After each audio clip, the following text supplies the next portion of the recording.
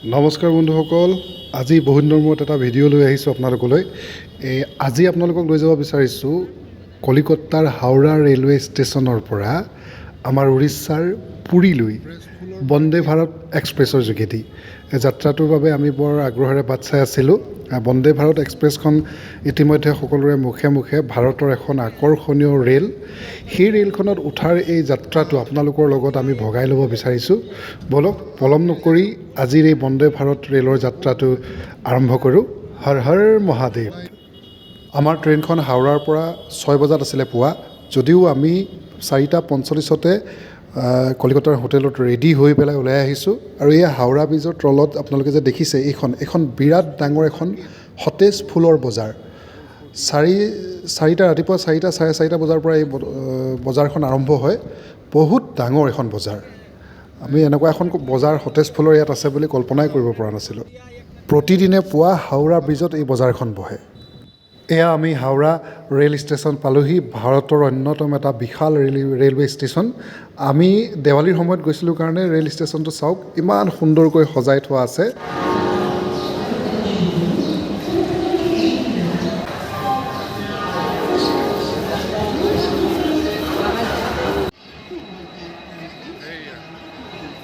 ইতিমধ্যে আমি যাত্ৰা কৰিবলগীয়া বন্দে ভাৰত এক্সপ্ৰেছখন আহি নিৰ্দিষ্ট সময়ৰ আগতে আহি আমাৰ প্লেটফৰ্মত সাজু হৈ আছে।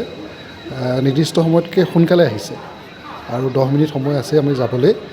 গতিকে ট্ৰেইনখন আপোনালোকক এবাৰ ভালকৈ দেখাওঁ বলক।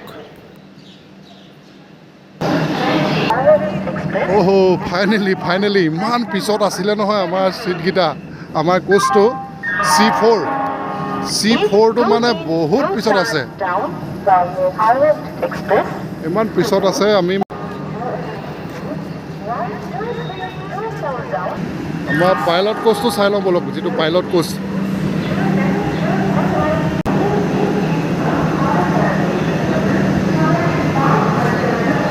এইটো আটাইতকৈ প্ৰাউডৰ কথা, make in India, Indian railways make in India. এইটো প্ৰাউডৰ কথা, আটাইতকৈ গৌৰৱৰ কথা।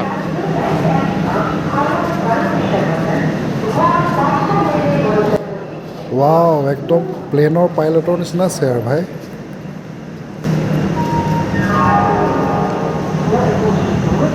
ট্ৰেইনখন দেখি ৰাইজ কিবা বুজিলেনে? এইখনৰ মুখ আৰু পকৰ দুয়োটা দেখিবলৈ একেই দেখোন।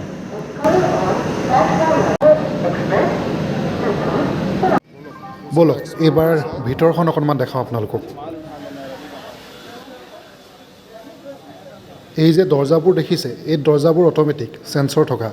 আপুনি আহিলে নিজে নিজে মানে খোল খাই যাব আৰু সোমাই গ'লে নিজে নিজে বন্ধ হৈ যাব। নহ'লে আপুনি হাতখন দেখাই দিব লাগে, খোল নাখালে সি নিজে নিজে খোল খাই যাব।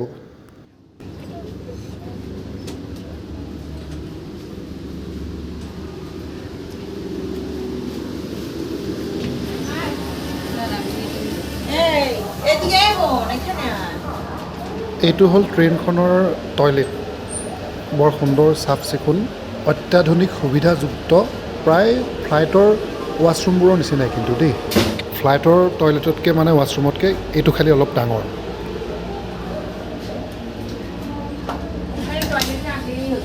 ফাইনেলি আমাৰ বগীটো দেখাম দেই, আমাৰ জেগাটো একদম ফ্ৰণ্টতে।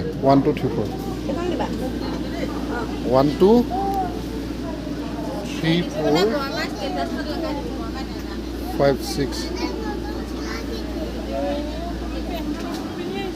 হা? অঁ, নতুন পেঞ্চা।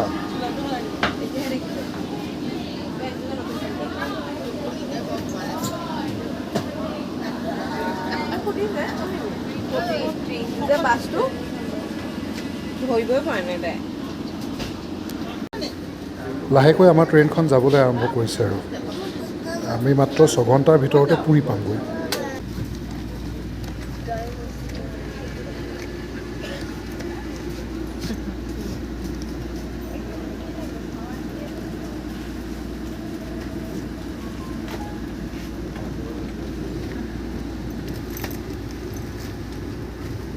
আমাৰ ট্ৰেইন ষ্টাৰ্ট দিয়াৰ 5 মিনিটো হোৱা নাই, আমাৰ কাৰণে পুৱাৰ চাহ আৰু বাতৰি কাকত আহি গ'ল।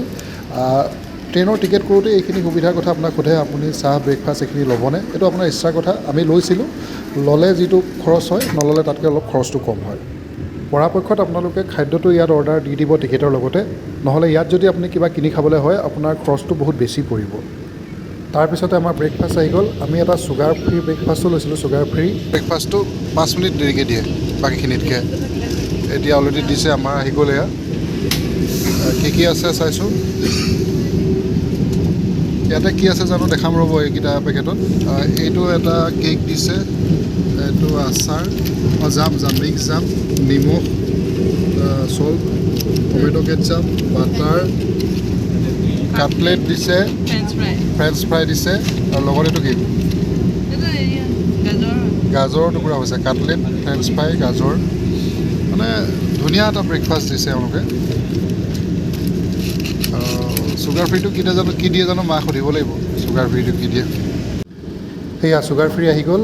বইল মটৰ দিয়ে আৰু অ'টছৰ কাটলেট দিয়ে, বাকীখিনি প্ৰায় একেই থাকে বস্তু।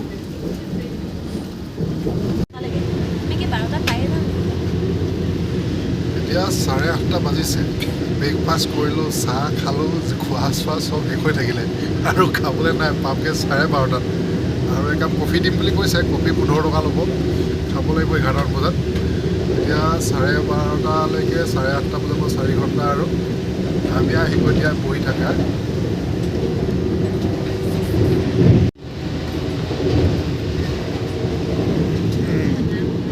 এইটো ৰ'দৰ কাৰণে এইটো ছিষ্টেম আছে ইয়াত দেই, পৰ্দাৰ নাই। এইটো ছিষ্টেম দিছে ৰ'দৰ কাৰণে, চাব হা, ষ্টেণ্ডাৰ্ড ছিষ্টেম ৰ'দৰ কাৰণে। একদম সহজ ভাষাত যদি ক'বলৈ যোৱা যায় বন্দে ভাৰতৰ অভিজ্ঞতাটো কেনেকুৱা, আপোনালোকে মানে কি ক'ম, তলেৰে যোৱা প্লেন, এখন প্লেন ওপৰত যে, এখন তলত গৈছে, সেইটোৱে আৰু ইমান কমফৰ্টেবল। মানে যেতিয়া 130, 140 স্পীডত গৈ থাকে আপুনি, একদম জোকাৰণি এটা, একদম চিম্পুল জোকাৰণি এটা, মানে চিম্পুল। ইবোৰ ট্ৰেইনততো আপুনি এনেকুৱা হৈ যাব, এনেকুৱা নহয়। চেণ্ট্ৰেল AC, যিটো ছাৰ্ভিচ দিয়ে আপোনাক খোৱা বোৱাৰ পৰা আৰম্ভ কৰি, বা আপোনাৰ যদি কিবা প্ৰব্লেম হয় খুব সুন্দৰ ছাৰ্ভিচ দিয়ে। গতিকে এখন তলেৰে যোৱা এখন ফ্লাইট বুলি ধৰি লওক।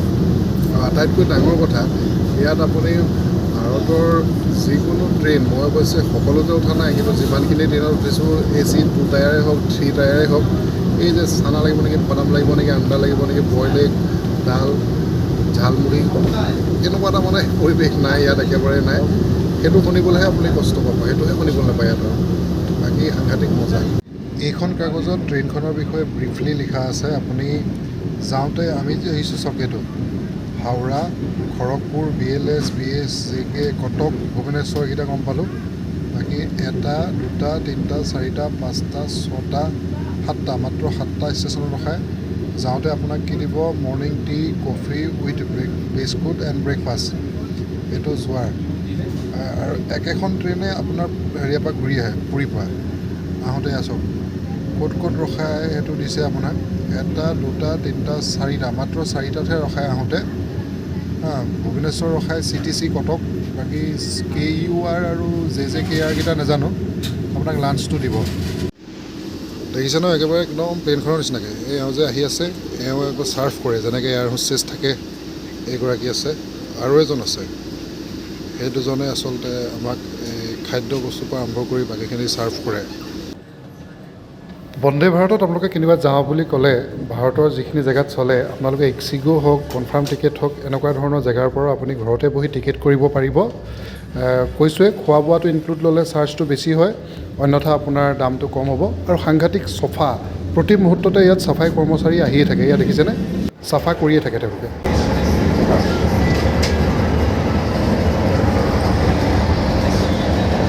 অকণমান কিমান একে জেগাতে বহি থাকিম ন, সেইকাৰণে অকণমান উঠি আহিছোঁ। উঠি আহি অলপ এনেকৈ চিট আছে দেখিছে নহয়, এনেকৈ আৰাম কৰি লৈছোঁ অলপ। আৰাম মানে কি, এনেই বহিছোঁ অলপমান। প্ৰত্যেকটো ডবাতে এনেকৈ এটা মানে এখন LED নে LCD কয় ন, LED ক'ব, LED এনেকুৱা এখন চাইনবোৰ্ড থাকে, যিখনত ট্ৰেইনখন কিমান স্পীডত গৈ আছে, আপোনাৰ ডবাটোৰ নাম্বাৰ, কি কৰিব লাগে, কি সাৱধানতা আপুনি অৱলম্বন কৰিব লাগে, কাক কি আপুনি যোগাযোগ কৰিব, এইবোৰ দেখিছেনে, কিবা সমস্যা হ'লে ক'ত ফোন কৰিব, তেনেকৈ সকলোখিনি এনি টাইম তাত ডিছপ্লে হৈ থাকে। কিমান স্পীডত গৈ আছে, কিমান সময়ৰ ভিতৰত পাবগৈ, সেইটো আপোনালোকক দেখাম। তাৰো এখন ডাঙৰ ডিছপ্লে আছে। এইবাৰ আপোনালোকক এটা বস্তু দেখাবলৈ লৈছোঁ, ট্ৰেইনখনৰ দুৱাৰবোৰ যে অট'মেটিক, গতিকে এইখন ট্ৰেইনত উঠিলে আপোনালোকে দৰ্জা খোলা আৰু মৰাৰ সময়ত একেবাৰে দৰ্জাৰ ওচৰত নাথাকিব দেই। এয়া আমি ভুৱনেশ্বৰ ষ্টেচন পালোঁহি। ইয়াৰ পাছতে আমি পুৰী পাম, তাৰমানে আমাৰ গন্তব্যস্থান সমাগত।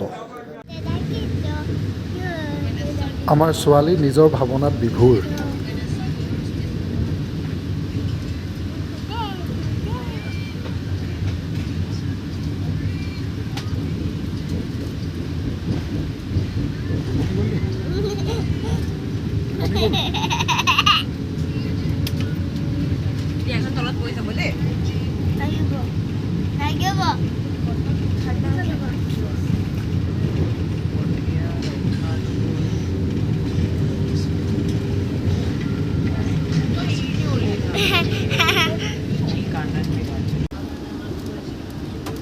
এয়া মই যে কৈছিলোঁ আৰু এখন স্ক্ৰীণ আছে বুলি, ডাঙৰ স্ক্ৰীণ।